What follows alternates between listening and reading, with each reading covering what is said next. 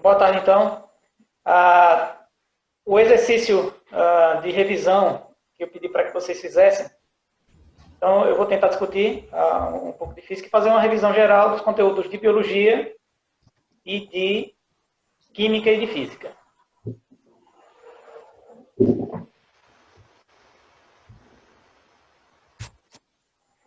Bom, então vamos começar por biologia, né? Que foi por onde a gente começou o conteúdo propriamente dito. O conteúdo propriamente dito a gente começou com ele. Então vamos lá.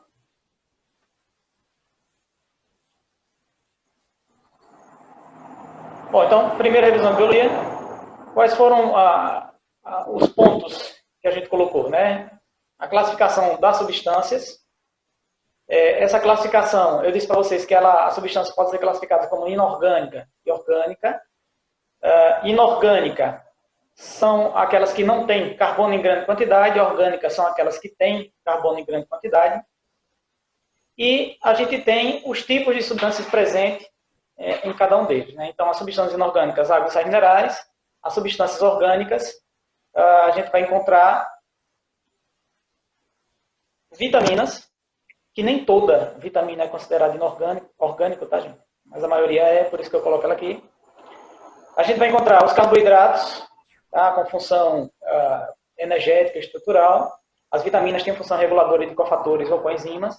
Os lipídios têm função energética, estrutural e reguladora, tá, participando da formação de hormônios. As proteínas, que têm infinitas funções no corpo, estrutural, energética, defesa, transporte. É o grupo mais diversificado de substâncias e o grupo mais diversificado de funções. Certo? Porque cada proteína tem uma função específica dentro do corpo.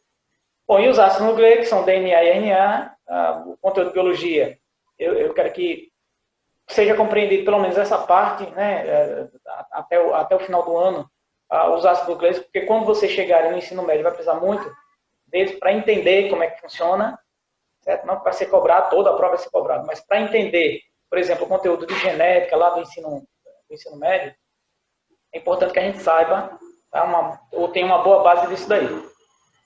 Bom, então, a água, ela tem algumas propriedades. Eu disse para vocês que a água é um composto polar, certo? Ela apresenta 4 pontos de hidrogênio. Isso aqui, eu creio que eu esqueci de comentar durante as aulas. Tá? Durante as aulas eu creio que eu esqueci de comentar. Ela tem alto calor específico e apresenta essas propriedades, coesão, adesão e capilaridade. A polaridade, ela se relaciona a uma das características das funções da água, que é o solvente universal, de dissolver a maioria das substâncias. Como ela é polar, dissolve tudo aquilo que é igual a tudo aquilo que é polar. A presença das 4 pontos de hidrogênio, ela tem relação imediata com a capacidade da célula da molécula de água ficar coesa, ela ficar unida, ficar presa, formando aquela tensão superficial, que eu mostrei a foto do inseto sobre a água. A adesão, que é a capacidade de aderir, e capilaridade, que é subir em tubos. Aí eu coloquei, na imagem da aula, eu coloquei um copo com 3 canudinhos com diferentes espessuras, e aí aquele que tinha menor espessura, o líquido dentro dele subia um pouco mais, tá? Que é a capacidade de subir em tubos tão fino quanto o cabelo. Então a água, além de dissolver substâncias, ela tem a função de transportar substâncias. Ela é meio para reações químicas, ou seja, uma célula que precisa de uma atividade metabólica significativa, ela precisa ter uma boa oferta de água para que essas reações químicas elas aconteçam. Regulação de temperatura, toda vez que a gente tem um aumento de temperatura, o calor vai precisar sair para a gente baixar esse valor, tá? Para baixar essa temperatura no corpo da gente. Então, esse alto calor específico que a água tem, o que é alto calor específico? Capacidade que a substância tem de elevar em 1 grau a temperatura da substância. Então, esse calor específico que ela tem faz com que haja uma necessidade muito grande para que uma grande quantidade de energia tem que ser fornecida para que ela mude a temperatura, ou seja, para que ela vaporize, por exemplo. Então, no momento que a gente tem a superfície molhada com suor, essa água no estado líquido, para ela vaporizar, ela precisa de calor. Como a água tem um alto calor específico, ela precisa de uma grande quantidade de energia. E essa energia que vai ser passada é a energia térmica. E aí o calor vai ser liberado do corpo da gente. Então, por isso que ela consegue regular a temperatura. Essa regulação está relacionada com essa propriedade aqui, alto calor específico. Ação do lubrificante de articulações. Ela é um reagente da fotossíntese. Tá? Eu coloquei a formulazinha da fotossíntese. CO2 mais H2O, liberando gás carbônico, formando a matéria orgânica, que é o carboidrato, e liberando oxigênio para a atmosfera. Bom, e a taxa de água varia de acordo com a espécie.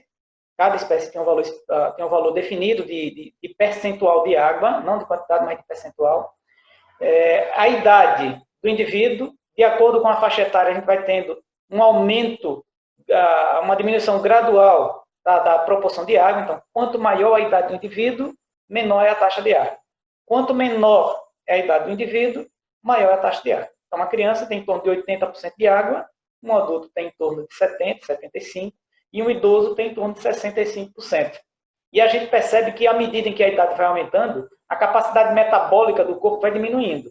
Tá? Então, tem uma relação muito grande com essa propriedade aqui, ó, certo? Ou essa função aqui, que é o local para reações químicas. E varia de acordo com o metabolismo do órgão, certo? Então, o órgão que trabalha mais precisa de mais água, o órgão que trabalha, ou o tecido que trabalha menos, precisa de uma menor quantidade de água. Tá? Então, esse slide é para resumir as propriedades e as funções da água. Bom, os sais minerais, a gente classificou de acordo com a solubilidade, certo? Aqui, então, solúveis são aqueles que estão dispersos na água, na célula, no sangue, no corpo de uma forma geral. Eles estão na forma ionizada, vai ter aquele símbolozinho positivo, negativo em cima, de sua representação. E os insolúveis, que é aquele que vão, quando ele está constituindo uma estrutura esquelética. O fosfato de cálcio dos ossos, por exemplo, tá? Define a estrutura do corpo e ele está no seu aspecto molecular. A gente também tem a classificação dos minerais de acordo com sua necessidade diária. Macrominerais são aqueles que a gente precisa em grande quantidade diária. Lembrando que mesmo aquele que a gente precisa em grande quantidade, a dose é pequena, certo? Ela não passa de miligramas, ela não passa de microgramas. Então, você tem microminerais ou oligoelementos, são aqueles que a gente precisa em pequenas doses diárias. O sódio, cloro, o potássio e o cálcio são macrominerais. O ferro, o iodo, o zinco, a gente precisa em dose diária pequena. Então, ele é considerado oligoelemento. Então, os principais minerais que eu fui anotando para vocês foi o ferro. Lembrando que ele tem importância na formação da hemoglobina. Quando falta, a pessoa sofre de anemia. O cálcio, ele tem a função da formação dos ossos, ele tem função na contração muscular e na coagulação sanguínea. O fosfato, ele está relacionado com o cálcio, nessas duas funções, na função de estrutura esquelética, mas também ele participa de diversas substâncias do corpo, como, por exemplo, os ácidos nucleicos, como, por exemplo, o ATP, que é uma substância que carrega energia e libera energia de forma imediata para a célula, para que a célula tenha a sua atividade metabólica definida. Então, a gente diz que ele participa da formação de compostos energéticos. O flúor, certo? Que é a preservação dentária, lembrando que a falta de cálcio provoca osteoporose, a fraqueza óssea. A falta de flúor vai dar problema lá na proteção dentária do esmalte dos dentes. Sódio, cloro e potássio, eles têm equilíbrio, funcionam no equilíbrio osmótico da célula para regular a quantidade de água dentro e fora da célula, para que saia água e entre água mais ou menos na mesma proporção. Eles mantêm a polaridade elétrica da célula, mantendo a membrana externa positiva e a membrana interna com carga negativa. A alteração dessa polaridade é o que caracteriza o impulso nervoso, certo? Então, ele participa também dessa função. O zinco, que ele participa de enzimas da respiração celular. Então, por isso que quando você vai comprar um polivitamínico com função de dar energia, ele tem vitaminas do complexo B e ele tem zinco em sua composição. É um polivitamínico poliminerais. O magnésio, esse daqui a gente relaciona mais com a função nas plantas, porque ele vai ter a possibilidade de produzir ou participar da formação da clorofila, tá? Mas também ele tem ação no corpo humano, mas não é tão chamativo em questões de vestibulares, por exemplo. Em química, então a gente analisou os processos de separação de mistura e os utensílios de laboratório. Então, vamos tentar ver um pouquinho aqui a respeito deles. Então, a gente analisou os sistemas, o conceito de o que é um sistema. Sistema é uma porção limitada na matéria. Ah, professor, mas eu já vi isso daí, lá no começo da parte introdutória do assunto de ciências, que é corpo. O que é um corpo? É uma porção limitada da matéria, é um sistema. Então, esse sistema, ele pode ser de dois tipos. Ele pode ser um sistema homogêneo, lembrando que homo está relacionado com igual, apresenta uma única fase, obrigatoriamente ele é monofásico. Ele pode ser uma mistura homogênea, a gente vai chamar de solução, ou ele pode ser uma substância pura num único estado físico. Por exemplo, água pura, sem nada, certo? Então, e apenas no estado líquido, a gente só vai ver uma fase. Porque se tiver água e gelo, aí eu já vejo duas fases de uma mesma substância. Então, esse sistema já não é mais homogêneo. Ele seria um sistema heterogêneo, como está aí no slide. Certo? Então, uma mistura homogênea é uma solução que tem soluto em menor proporção e o solvente, que é aquele que dissolve, em maior quantidade. E no sistema heterogêneo, a gente pode apresentar duas, três ou mais fases. Então, se tiver duas fases, bifásico. Se tiver três fases, trifásico. Se tiver mais de uma, polifásico. Alguns cosméticos, eles vendem alguns tipos de óleo, e aqueles óleos eles são immiscíveis. E a gente normalmente percebe três, por exemplo. Tá? A parte de baixo, a parte do meio, a parte de cima. Então, ali a gente tem um sistema heterogêneo trifásico. As substâncias, não, apesar de serem óleos, elas não se misturam. E a gente consegue visualizar os três componentes da mistura. Bom, também pode ser, quando for mistura heterogênea, a gente pode chamar de suspensão. Tá, gente?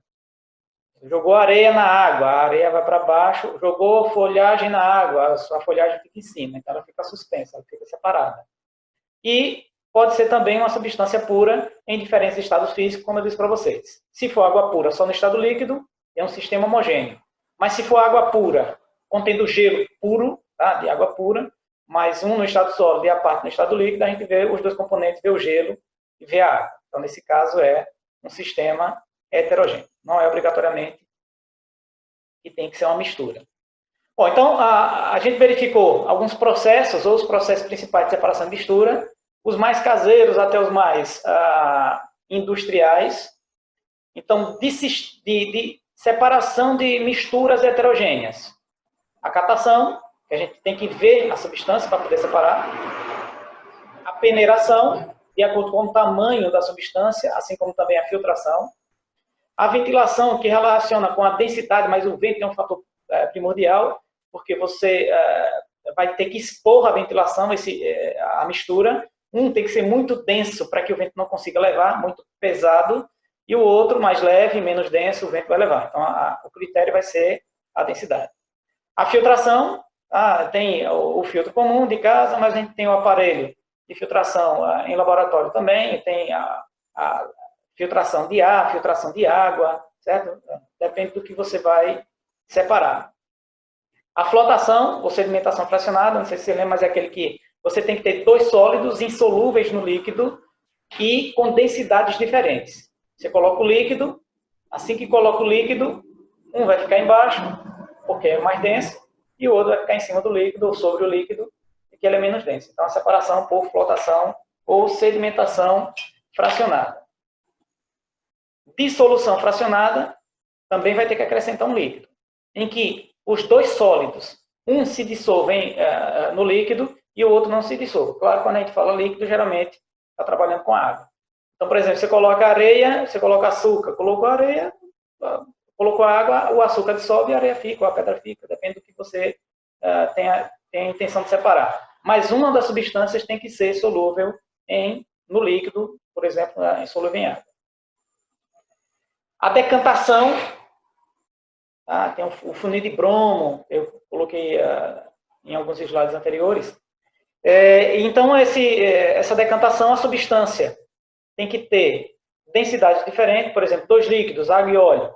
Você coloca os dois num recipiente, a água que é mais densa fica embaixo, o óleo que é menos denso fica em cima, e aí você consegue separar esses dois materiais.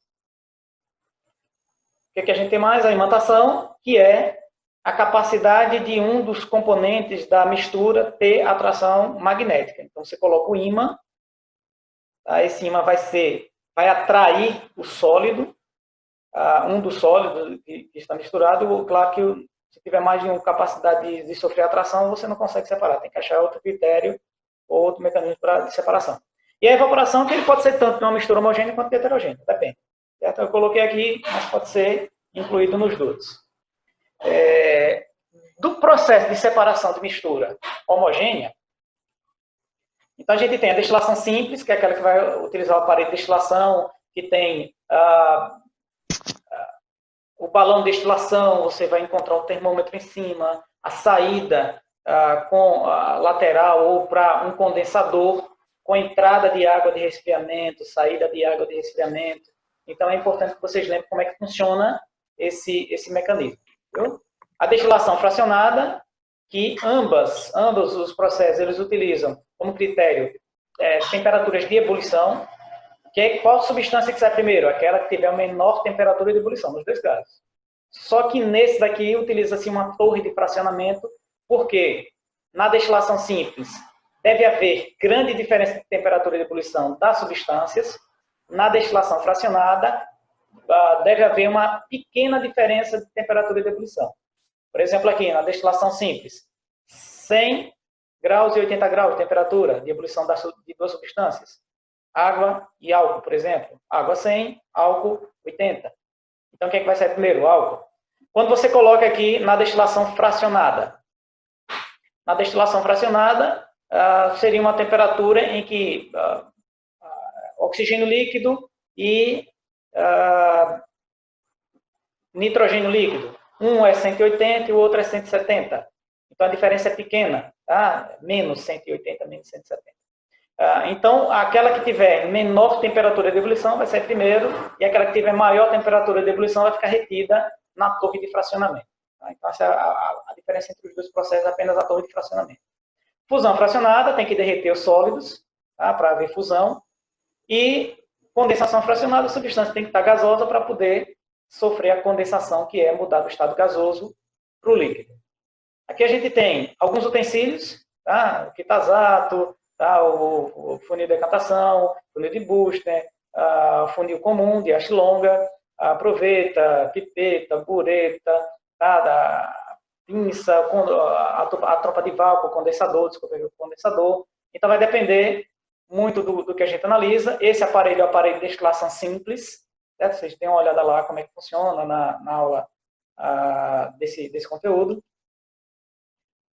Vou passar rapidinho para dar tempo de falar todo.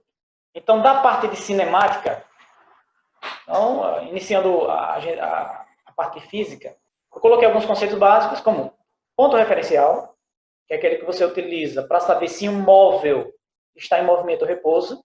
Móvel é aquele que se desloca. Repouso é quando não há variação de distância em relação a um ponto referencial. Movimento é quando há variação de distância desse móvel em relação ao ponto referencial. Corpo extenso é quando o tamanho do móvel interfere na resolução de uma questão. O trem passando na ponte, por exemplo. Ponto material é quando o tamanho desse móvel não interfere na resolução de um problema. Uma formiga atravessando uma mesa, o tamanho dela é insignificante em relação ao tamanho da mesa, proporcional. E a gente avaliou a trajetória. A trajetória é a representação por onde um móvel percorre durante certo movimento. Ela pode ser retilínea, circular, parabólica, helicoidal, cicloide, etc. Certo? Então, coloquei alguns tipos para vocês. Distância ou posição escalar, que é o local do móvel numa trajetória. A variação da posição escalar, representada como ΔD ou ΔS. Lembre que eu gosto mais do ΔD para resolver as questões. ΔD, ou variação de distância, é a distância final pela distância, menos, que é a diferença, né? Menos a distância inicial, DI ou D0. Vocês podem colocar D0 aqui também. Variação de tempo, que é o tempo final menos o tempo inicial. velocidade instantânea, que é a velocidade que o móvel se encontra em determinado momento específico, ou seja, naquele instante, que é quando você está no automóvel e olha o velocímetro. Então, ele está marcando ali 100 km por hora, 80 km por hora. Aquele valor que ele está fixo, ali é a velocidade daquele instante. Acelerou um pouquinho, mudou. Então, aí teve variação de velocidade que a gente vai analisar quando for trabalhar a aceleração escalar média, certo? Que não entra nessa avaliação. Certo? Então, alguns exercícios, algumas questões que tinham lá na atividade do livro, que falava sobre aceleração. Então, essa parte aí não cai, tanto que eu não coloquei nos exercícios para a gente discutir. E a velocidade média é nada mais do que a variação da distância percorrida por unidade de tempo. Tá? Então, a gente precisa da variação de distância, o ΔD, e precisa também da presença ou da variação de tempo, tá? Do tempo gasto para que um processo, um determinado movimento aconteça. As unidades da velocidade mais comuns são km por hora, metros por segundo, mas a gente vai ver uma questão lá na frente que fala sobre centímetros por segundo como unidade de tempo. Lembre que a gente pode fazer a conversão entre unidades de forma direta, tá? Assim, que é pegar o valor de quilômetros por hora, tá? 72 quilômetros por hora. Eu quero transformar em 20 em metros por segundo. Então, eu divido por 3,6, isso daí dá um total de 20. Então, é pegar o valor e dividir por 3,6. E se eu quiser o contrário, professor? Se eu quiser de metros por segundo para quilômetros por hora, o que vocês vão fazer? Se de quilômetros por hora para metro por segundo você divide, então, consequentemente, se você quer de metros por segundo para quilômetros por hora, o que você vai fazer? Multiplicar. Ah, professor, mas eu esqueci como é que faz conta de vírgula. Então, vai treinando aí em casa para fazer algumas questões em que você multiplica com vírgula e obtém o resultado de forma mais precisa. Entendeu? Então, é treinamento. Aprender, vocês já aprenderam, só que esqueceram muitas vezes. Bom, então, a partir daqui, são os exercícios de física. O exercício que eu pedi para que vocês fizessem, tirassem algumas dúvidas. Como as dúvidas não vieram, então vamos trabalhar assim mesmo. É o livro de Física Fundamental. Então, derrubei o primeiro slide. Primeira questão. Dê o nome da trajetória. Dê o nome da trajetória do móvel nos seguintes fenômenos e desenhe cada uma delas, ou desenhas. Então, um dardo arremessado por um atleta, tendo como referência um observador na arquibancada do estádio. Tá, gente? Eu consegui, a minha habilidade manual, eu consegui desenhar essa trajetória. Certo? Então, a trajetória que vai ser, dessa letra A, uma trajetória parabólica. Então, como é que ela seria? Nossa, que capacidade de desenhar. Então, está aqui o atleta jogando, certo? Jogou o dardo. Esse dardo ele vai ter uma curva, mas a gravidade vai puxar ele para baixo e ele vai cair aqui. Então, isso é uma trajetória parabólica, certo? É uma trajetória parabólica, em que tem essa curva significativa. É uma curva normal que a gente trabalha em estatística. Na letra B, uma criança sendo observada por um indivíduo numa roda gigante. Então, a gente tem aqui, ó. Tá? A trajetória seria circular. Nada mais que isso. Então, é fazer o esqueminha aí no caderno. Segunda questão. Na segunda questão, determine a posição escalar nos pontos A, B, C e D. Em cada um dessas trajetórias. Certo? Então, você tem aí, ó, trajetória medida ou em escala de metros. Certo, gente? Lembrando que toda trajetória ela tem uma origem. Essa origem vai ser marcada como ponto zero. Passou desse ponto zero, eu tenho que definir qual é o lado positivo, o lado negativo. Então, a gente segue o padrão dos gráficos de matemática. Então, para a direita positivo, para a esquerda negativo.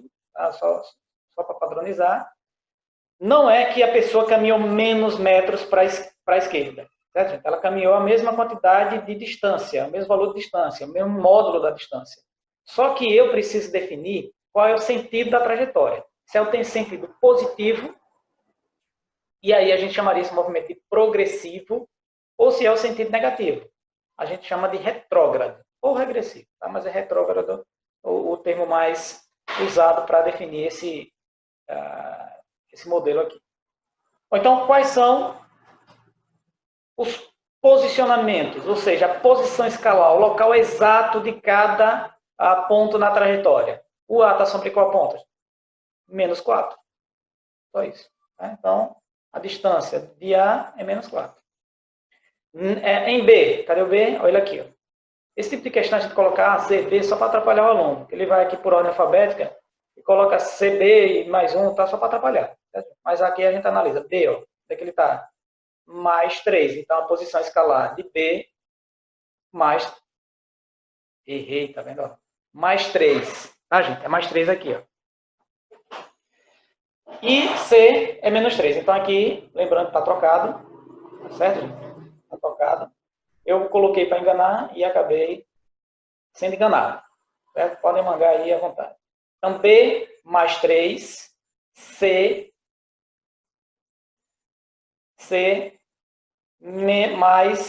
mais 1. E a posição de D, que é mais 6, tá, gente? Eu fui por ordem alfabética. Certo? Aí errei a questão. Ó. Então, aqui, B mais 3. Certo, gente? Vocês corrijam aí. Antes de eu enviar o slide para vocês, eu vou fazer essa correção. E o C mais 1, que é o local dele na trajetória. Certo? Desculpem o erro aí, daqui a pouco eu corrijo. Na trajetória a seguir, foi dada na questão lá do livro, o posicionamento, mas não deu escala. Ele só disse que cada distância representa tantos quilômetros. Tá? Então, o que a gente faz? Define um dos pontos como sendo a origem da trajetória. Você poderia ter definido aqui 0, 1, 2, 3. Você poderia ter definido aqui 0, mais 1, mais 2. Antes de 0, então, seria o quê? Menos 1. Eu coloquei aqui em B, certo, gente? Aqui foi uma opção minha. Eu coloquei em B, posição B, coloquei como origem da trajetória, foi eu que defini, porque a trajetória não estava definida. A questão pede que você faça isso. Então, para a direita, eu coloquei como sentido positivo, tá? Movimento progressivo. Para a esquerda, eu coloquei como movimento retrógrado, sentido retrógrado. Tá? Então, 0, menos 1, menos 2 e mais 1. Próxima questão foi a terceira. Certo, gente? Nessa terceira questão, calcule a variação da posição escalar da esfera, sabendo que as ilustrações são de instantes consecutivos. Primeira imagem, primeiro instante, o primeiro tempo, e segunda imagem, o segundo tempo. Qual o sentido do movimento? Quer dizer se ele é progressivo ou retrógrado. Qual a diferença entre ponto de origem e ponto de referência em uma trajetória? Tá, gente? Então, vamos analisar o seguinte. Vocês observem que no instante 1, tá, que é a primeira imagem, a esfera está na posição menos 3 metros da trajetória. Certo? É o ponto de origem do movimento, não é a origem da trajetória. O ponto de origem é o local de onde o móvel vai partir. Não tem essa resposta no slide, depois vocês anotam aí no caderno de vocês. Então, o ponto de origem é de onde parte o móvel em determinado movimento. Se ele partiu do ponto menos 3, então esse é o ponto de origem. Se ele partiu do ponto 0, então ele partiu da origem da trajetória. A origem da trajetória é o ponto 0, o marco 0 dela. Ponto de origem é a partir de onde ele saiu para permitir esse movimento. E o ponto de referência foi de onde você observou ou tomou como referência para que verificar se ocorria ou não esse movimentos com esse móvel. Bom, então no instante 1 ele está na posição menos 3, no instante 2 ele está na posição mais 1. Então como é que eu calculo a variação de distância? Só isso. Delta D igual a DF menos DI. Certo? Qual é a distância inicial? Menos 3. Qual é a distância final? Mais 1. Está vendo aqui? Ó? Então mais 1 menos... Lembrando que o valor que é dado na trajetória é menos 3. Então eu tenho que trazer esse menos para cá também. Porque aí eu vou multiplicar menos por menos, menos vezes menos vai dar mais. Tá? Muda o sinal. Então, mais 1, mais 3. Até porque, se você olhar, vamos contar sem definir valores negativos e positivos. 1 metro, 2 metros, 3 metros, 4 metros. Andou 4 metros. Tá? Qual é o significado do sinal? Ele caminhou para o lado, né, positivo da trajetória, ou seja, o movimento dele foi progressivo. Certo, gente? Então, se ele tivesse partido de 1 para -3, qual seria a distância? 4 metros. Qual seria a diferença? O valor seria negativo e o movimento seria retrógrado. Certo? Ele retrocedeu na trajetória. Próxima questão. Uma equipe de atletismo vence a corrida de revezamento em 1 minuto e 37 segundos, tendo o cronômetro sido acionado no início da prova, no instante zero. O bastão foi passado aos 25, 52, 1 minuto e 16 e chegou lá a 1 minuto e 37, que foi o tempo final. Lembrando que quando a gente trata de unidades, ou tudo em minuto ou tudo em segundos. Então fica muito mais fácil aqui a gente definir essa trajetória em segundos. Então por isso que eu coloquei, ó, tempo 1, o primeiro corredor gastou 25, até os 25 segundos. O tempo 2, o segundo corredor gastou até os 52 segundos. No tempo 3, 1 minuto, tá vendo aqui que eu coloquei 60, eu já estou convertendo imediatamente em segundos. E o tempo 4 em 1 minuto e 37, ou seja, 60 mais 16, 76, e 60 mais 37. Então, qual é a variação de tempo de cada um dos atletas? Primeiro atleta, tempo final, que foi 25, menos o tempo inicial, que foi 0. Valor, 25 segundos. No tempo 2, ou do corredor 2, o que é que a gente tem aqui? Tempo final, 52, e o tempo inicial não vai ser 0, viu, gente? O tempo inicial vai ser esse, foi de onde ele pegou, 25. Então, 52 menos 25. O tempo do corredor 3, ou do atleta 3, é o tempo final dele. Qual foi o tempo final dele? 76, observa aqui que eu coloquei de novo, tá, gente? Fazendo rápido para vocês. 76 menos o tempo inicial, que foi 52. Certo? Então, mais uma vez, eu vou ter que corrigir aqui na hora da montagem do slide. Tá? Que dá um total de 24 segundos. E o último corredor, também eu troquei na hora de fazer a digitação, 1 minuto e 37. Então, 97 segundos, que foi o tempo final, e o tempo inicial, 76 segundos. Lembrando que eu vou ter que corrigir isso aqui depois, vocês coloquem aí na ordem correta quando for transcrever. Viu? Então, 97 menos 76, 21 segundos. Próximo slide. Um atleta consegue concluir uma prova de 100 metros em 12 segundos. Gente, então, eu calculo a velocidade média em quilômetros por hora. Distância está em metros, o tempo está em segundos e eu quero a velocidade. O que é que a gente vai fazer? Formulazinha de velocidade. Escreve lá. Lembre de escrever a fórmula como ela é, para você não se atrapalhar. Tem gente que faz rapidão e acaba se atrapalhando numa fórmula simples como essa. Bom, então, qual é o valor da distância? 100 metros. E o tempo? 12. 100 dividido por 12, isso daqui dá 8,33. Só que eu não quero em metros por segundo, eu quero em quilômetros por hora. O que é que o aluno faz aqui? Nossa, eu vou ter que multiplicar por 1000, tal, aquela coisa toda.